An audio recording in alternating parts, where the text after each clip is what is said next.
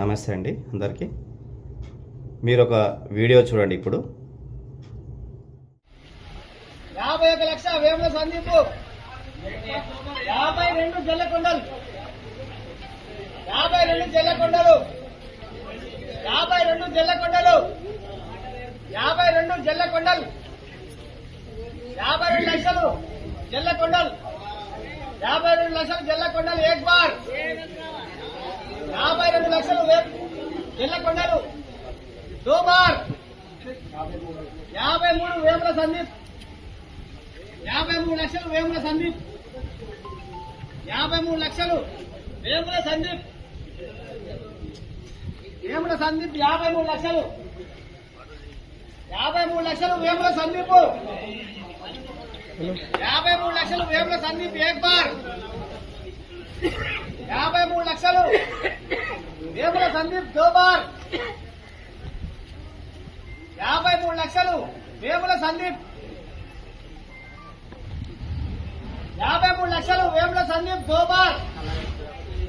మూడు సార్లు తీసేయాలి. ఇంకా పాట పాటలు 53 లక్షలు వేముల సందీప్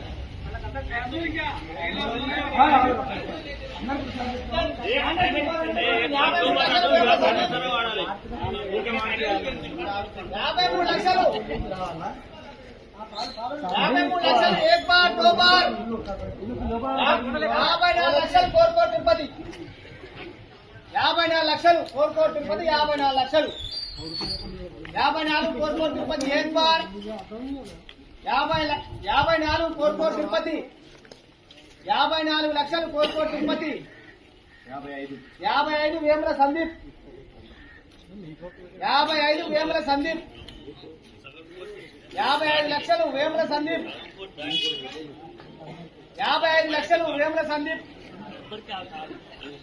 55 లక్షలు వేముల సందీప్ ఏక్ బార్ 55 వేముల సందీప్ దో బార్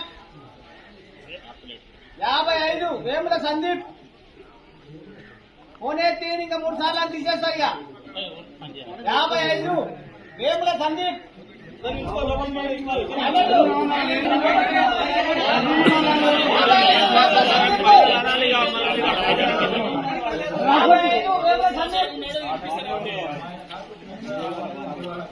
बार 2 बार अड़े बार वेमुల సందీప్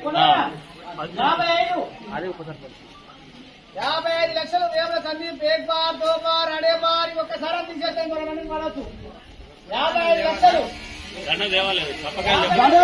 బార్ 2 బార్ అడే బార్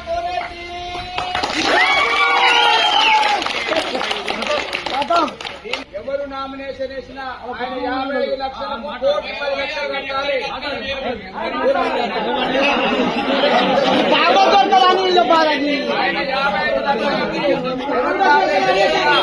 55 లక్షలు కట్టాలి.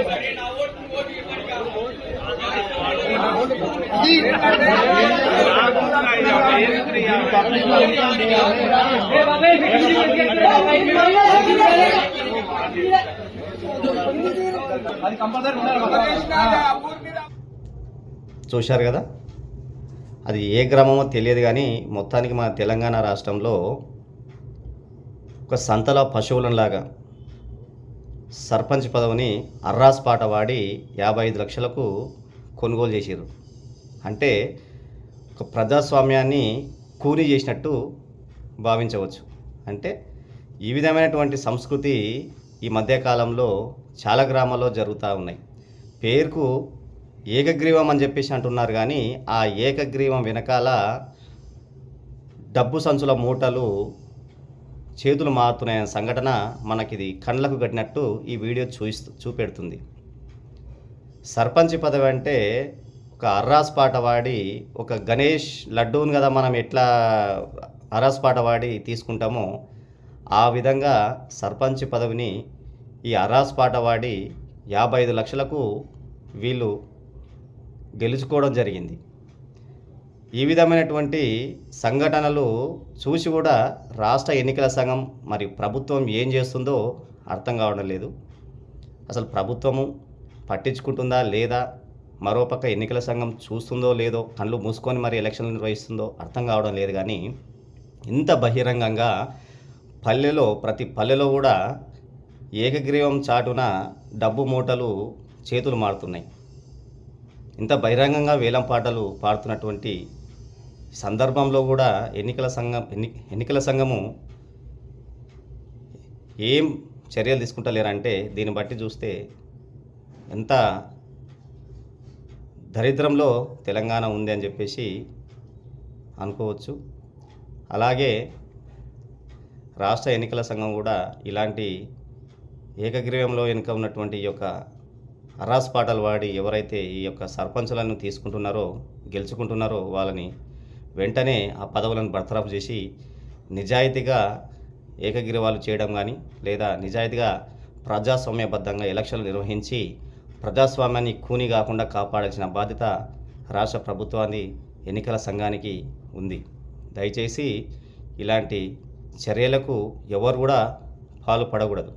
ఈరోజు 55 లక్షలకు సర్పంచ్ హరాజ్ పాట వాడి సర్పంచ్ పదవి గెలుచుకున్నాడు కదా, అతను రేపు భవిష్యత్తులో ఎలాంటి అభివృద్ధి కార్యక్రమాలు చేస్తాడు ఊళ్ళో? అతనికి 55 లక్షలకు 45 లక్షలు కలిపి ₹1 కోటి సంపాదించాలని చూస్తాడు తప్ప ఆయన ఊరి అభివృద్ధి కోసం పని చేస్తాడని చెప్పేసి ఎట్లా ఊహించుకుంటాం, ఎట్లా భావిస్తాం? ఆ గ్రామంలో చదువుకునే యువకులు లేరా? ఇది ప్రజాస్వామ్యాన్ని కూని చేసే పద్ధతే ఇది. కాబట్టి ఇలాంటి చర్యలు ఎప్పుడు కూడా పాల్పంచకూడదు. ఇలా ఇటువంటి దాన్ని మనం ఎక్కువ కూడా ఎంకరేజ్ చేయకూడదు. అవసరమైతే ఎలక్షన్ ద్వారా నిర్వహించి తన నచ్చిన నాయకుని ఎన్నుకోవచ్చు, అంతేగాని ఇట్లా అరాస్ పాటలు వాడి ప్రజాస్వామ్యాన్ని కూని చేయడం మహా దుర్మార్గం. నమస్కారం అండి.